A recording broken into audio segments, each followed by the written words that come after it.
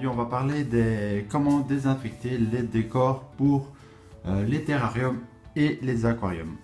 Alors on va déjà commencer par les plus simples.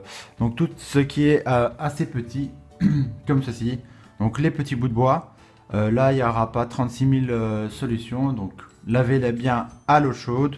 Certains disent qu'il faut laver avec un tout petit peu d'eau de javel diluée dans un gros volume d'eau. Moi personnellement je ne le ferai pas parce que voilà, il peut y avoir des résidus toxiques de l'eau de javel vu que le bois va sûrement absorber l'eau de javel tout simplement. Donc moi ce que je fais pour désinfecter ce genre de choses, c'est que je vais le mettre dans le réfrigérateur pendant une nuit. Donc ça va tuer toutes les petits parasites qu'il peut y avoir après le lavage. Ça va bien geler tout l'ensemble et puis vous aurez quelque chose de désinfecté. Alors, en ce qui concerne les pierres, comme celle-ci, alors vous avez plusieurs solutions. Donc toujours, on les lave à l'eau chaude avec une brosse à dents ici pour aller vraiment dans les petits coins. Je parle vraiment pour ce genre de pierres là. Où il faudra vraiment aller dans les petits recoins comme vous voyez ici. J'irai à la brosse à dents.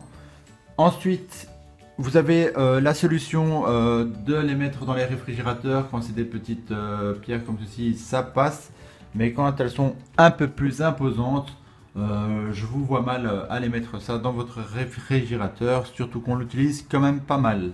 Alors pour ces grosses pierres, vous avez la solution du four. Et oui, on peut être cuisinier à nos heures. Vous mettez ça à 180 degrés pendant une petite demi-heure et vous allez tuer tous les parasites. Voilà, ou alors vous pouvez aussi les mettre dans les micro-ondes. Comme ça, alors,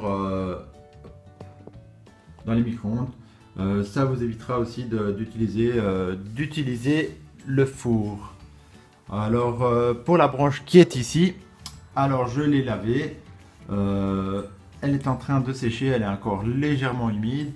Ce que je ferai, c'est que je vais un tout petit peu la poncer, éviter aussi de laisser les écorces et tout dessus pour les petits parasites.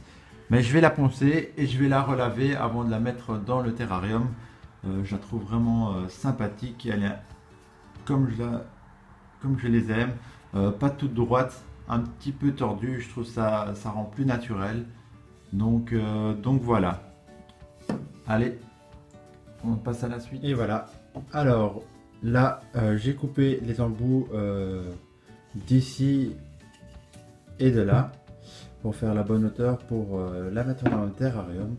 Alors maintenant, il faut la laver à l'eau chaude. Certains utiliseront un tout petit peu de l'eau de javel diluée dans un gros volume d'eau. Moi je préfère pas le faire. Je ferai peut-être vite un petit passage au gel hydroalcoolique, tout simplement parce que l'eau de javel, il y a toujours des petits résidus toxiques qui peuvent rester. Pour ma part, je le ferai pas. Donc voilà, je vais la laver. Alors utilisez ce côté pour pouvoir nettoyer correctement toute la branche, c'est-à-dire le côté qui gratte. Voilà, ça enlèvera une grande partie des résidus. Après vous passez alors ensuite de l'autre côté pour enlever ce qui reste. C'est bien plus simple.